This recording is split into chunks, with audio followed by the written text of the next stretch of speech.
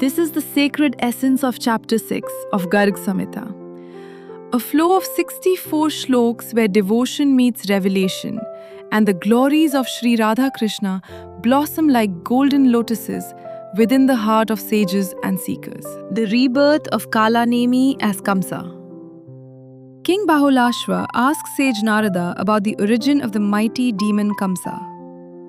Narada explains that in ancient times, the powerful demon Kalanemi fought Lord Vishnu during the churning of the cosmic ocean and was slain.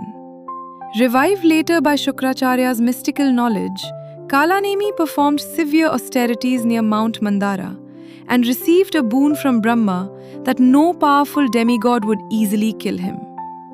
Reborn as a son of Ugrasena, he became Kamsa, a warrior of terrifying strength even from childhood. Kamsa's rise through combat and conquest. As Kamsa grew older, his strength became unmatched. He defeated raging elephants, wrestlers, and mighty warriors with ease. Jarasandha, king of Magdha, was astonished by Kamsa's power and gave him his daughters in marriage, along with vast armies and wealth. Kamsa then travelled across kingdoms, challenging champions and wrestlers, defeating them all in brutal combat and forcing many into submission. His pride and ambition grew with every victory. Battles against demons and supernatural beings. Kamsa continued proving his terrifying strength by battling supernatural beings and demons across the world.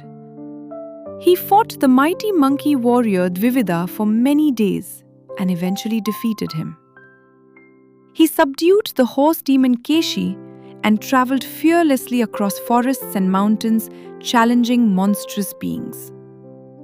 One after another, powerful demons such as Aghasur, Arishta, Pralamba, Dhenuka, Trinavrta, and Baka were overpowered by Kamsa in fierce battles that shook the earth and sky alike. Kamsa meets Parshuram.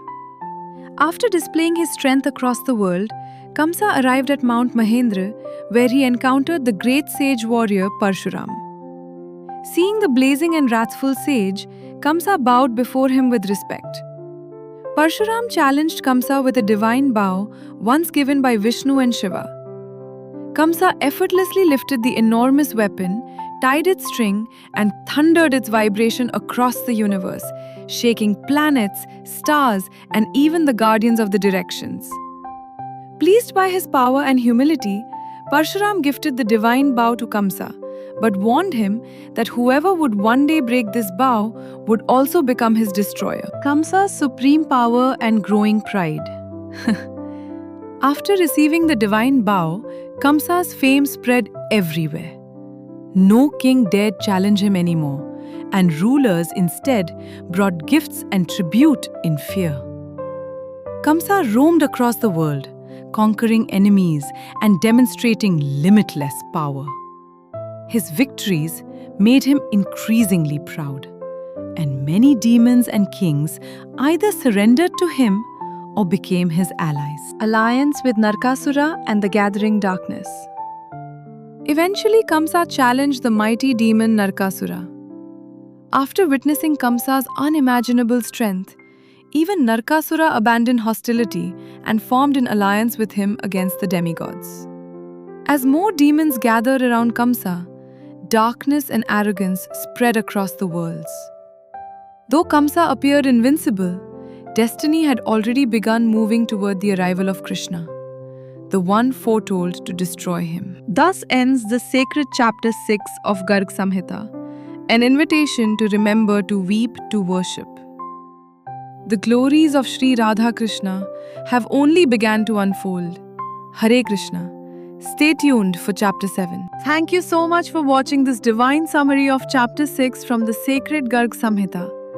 If you felt spiritually connected or inspired, you might enjoy the individual poetic glimpses of each shlok available as YouTube shorts on this channel.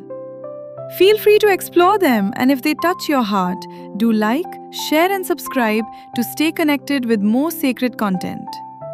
May the blessings of Goddess Radha and Lord Sri Krishna guide your journey.